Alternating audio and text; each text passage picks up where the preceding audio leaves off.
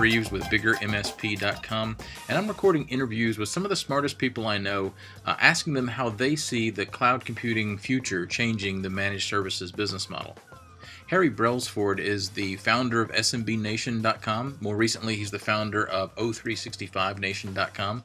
And Harry's conferences and magazines and blog posts and websites have always been a wealth of information about small business computing and the IT VAR channel, more recently the MSP channel. So, Harry, let me ask you this question. How do you see cloud, and in your case, more specifically Office 365, how do you see that changing the managed services business model? Well, I'll tell you, first of all, I think Office 365 validated the cloud for even the most discriminating and discerning MSP. And by that I mean, if let's rewind the clock a little bit, and I would offer Salesforce.com and some of the early players validated the cloud at a high level for the general populace. Sure. And then, as you and I both know, there were many conversations to be had in the MSP community about the cloud over the past few years, and I think we're getting past that. I think 365 validated the cloud as both a solution, because Chip, I don't think anyone argues that it's not cool, right? I mean, it's very back office meets front office. It's very cool. And then we're discovering the revenue paradigm and the economic model. So that's kind of where we landed, if that makes sense. Yeah, I think you're exactly right, because I think that there was a lot of resistance at first because, and not just Office 365, but I think about when Google Apps came out, there was a lot of, the perception was that this was a direct-to-consumer or direct-to-business, in our case, play, and that maybe there wasn't a place for the IT provider anymore. There wasn't a need for that intervening space. And I think that most of us are seeing that maybe our role has changed, but there's certainly still a role for MSPs to play. Always will be. I mean, we're dealing with humans, and there's always going to be an intermediary between the human and the technology. Right. A tired old song I have is when I, in high school, had a job as a courier for a law firm, and the head lawyer said, young man, this is back in the electric typewriter days, but, young man, you'll do very well in your career if you're kind of in the explore the marriage between business and technology. And his advice was well-founded a few years later, let me tell you. that pretty much defines your career, I think. It does. It does. One foot in each camp. And Chip, that's what it's going to take, because it's not all tech, and it's not all the revenue and the new revenue model, and it's not all business consulting, right? You still have to. We are technical professionals. You still need to know how to operate like a doctor, right? So that, but it's both the most exciting time in my career, the most disruptive time in my career, and Chip, in some ways, the scariest time in my career, if that makes sense, this disruption of 365.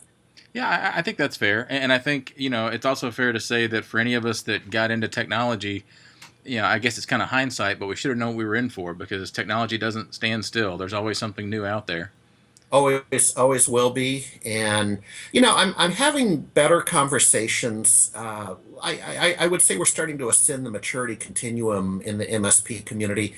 We just had our 3-day, the O365 Nation 3-day in Redmond, late September. And I'm seeing more maturity in the conversations, because when you slow down and look at maybe where your revenue came from in recent times, and again, this is my own bias, my own rose-colored glasses, but our guys, quite frankly, really did not make that much money on the resale of Small Business Server, the actual licenses, right? It was always the services. Come on now. That's true. And I think it's going to be that way again. Now, Chip, we might argue that the services are a little bit different now without on-prem or the extent of the same on-prem solution. So it's just different. Does that make sense? It does. And I think, would you agree with me that there's going to be a lot of people in the MSP space, and I would count myself to some extent with this, where we got into it because we enjoy the technology. There's a Yeah. part of us that likes turning the screwdriver and likes working with the hardware. And if we're gonna stay successful in this new paradigm, it's not that that goes away, but I think we have to accept that that's not going to be what it was. So, No, that's right. And not only that, but I was just on a call this morning with another thought leader. We're kind of having a check-in call, and we're seeing the communities changing. So hmm, you're absolutely right that we love to do the work, but I also think it was our poker night. It was our community. It was our coffee klatch, right? We enjoyed collaborating with people in the community. And Chip, that's going to be a little bit different. There's some new players. I think we're building a new community, and it may be it's probably going to be just different how that community looks versus the old SBS hmm, days. yeah, yeah.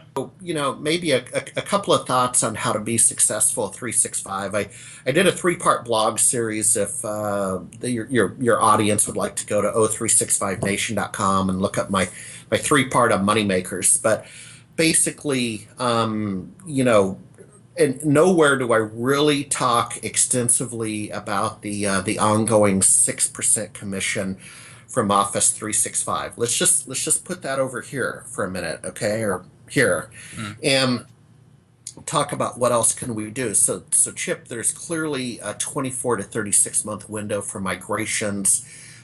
There's add-on applications that sit on top of 365. There's the business consulting and the technology consulting. I was in a meeting yesterday where we were talking to a small business. It was a general meeting, but they were interested in Microsoft CRM Dynamics. And then what's the roadmap for that on top of 365? hmm. So it's just going to be a different business model. And Chip, the people I'm seeing who are successful with 365 today have gotten past the commission payout. Okay, Hmm. fine. Got the commission payout thing down. Now let's go make some real money. Right, right. Thanks, Harry. That's great advice, and I really appreciate you being here. Folks, check out Harry's website, o365nation.com. There's a wealth of information on there, especially about Office 365, and it's a great place to find vendors that work with Office 365 also.